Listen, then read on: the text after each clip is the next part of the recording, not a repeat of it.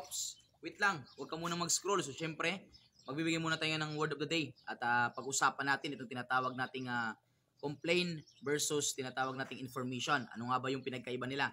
Pero bago natin sabihin kung ano nga ba yung pinagkaiba nila, tandaan po natin yung ating pong complaint tsaka yung ating information ay pareha lang po, ay nasa iisang rule lang po sila, which is under po sa ating Rule 110, Rules of Court Criminal Procedure. Pero yung ating pong complaint ay nasa Section 3 at yung ating pong information ay nasa Section 4 naman po. Okay, pero bago natin sabihin kung ano nga ba yung pinagkaiba, okay, kailangan muna nating sabihin yung tinatawag nating definition muna nila. Okay?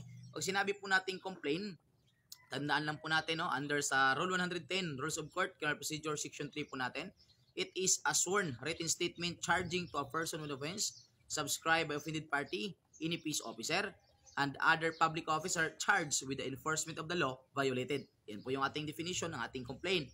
Pag sinabi naman po nating information, under naman po ng Rule 110, Section 4 naman po ito ha. Ang sabi po doon, it is the accusation in writing charging to a person with an offense subscribed by prosecutor and filed with the court. So now, kung mapapansin po natin, madali lang po silang i-differentiate. Unang-una po nating tatandaan kapag tinatanong po tayo, what is the difference between complaint and information? Tandaan po natin, ang complaint po natin is need to be sworn. Kasi sabi ko po kanina, it is a sworn written statement. So ibig sabihin, ito po ay kailangan talagang panumpaan. Pero pag sinabi naman po nating information, hindi naman po binanggit ng ating batas na need to be sworn. So ibig sabihin, di na kailangan nating panumpaan yung nasabing information.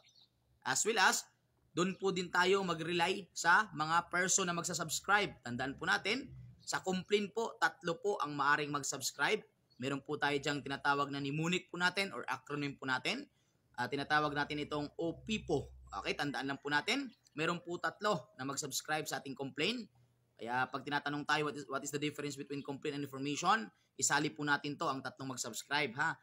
We have the OPIPO, we have the offended party, peace officer, at saka yung tinatawag nating mga public officer. Okay? 3 po sila. Pagdating naman po sa ating information, isa lang naman po ang binanggit ng ating batas na mag-subscribe. Walang iba kundi si ating prosecutor lamang po. Kasi sabi po doon, subscribe by prosecutor and filed with the court. Okay? So yun po yung magiging foundation natin para hindi po tayo malito kung ano nga ba yung pinagkaiba nila. At tandaan po natin, no, ang nasabi po nating complaint ay hindi pa po yan yung proper case, na proper charge case po, hindi pa po yan kasi nga from the word itself, complaint. Ito ay reklamo pa lamang. Pero pag sinabi kasi nating information, ito na yung proper case na charge which is nakahain na talaga sa korte. Sir, hindi ba pwedeng sabihin natin, sir, na as foundation yung pinagkaiba nila, one of each must be filed in the court? Kasi sabi po natin kanina sa information, it is the accusation in writing charging to a person with offense subscribed by prosecutor and filed with the court. Pwede ba natin gamitin yun, sir, na ang isa sa kanila ay pwedeng ma-file sa court? Tama po naman, no? Tama ang nasabihin natin na ang information, it is filed with the court. Tama po yan.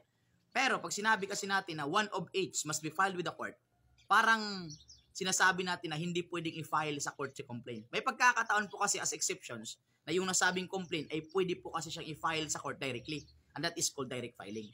Okay? Kaya mas maganda na foundation natin para hindi po tayo malito, doon po tayo una, one of each need to be sworn.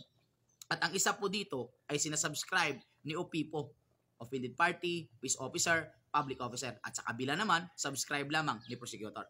So paano? Yan na muna sa ngayon. At siyempre, ito pa yung lingkod, your Mr. Word of the Day, Emmanuel, the Master Suman Villas Bulacalos, CBRC National Tour, and RJ Circulars. God bless you all. Have a nice day. Thanks so much. Thank you.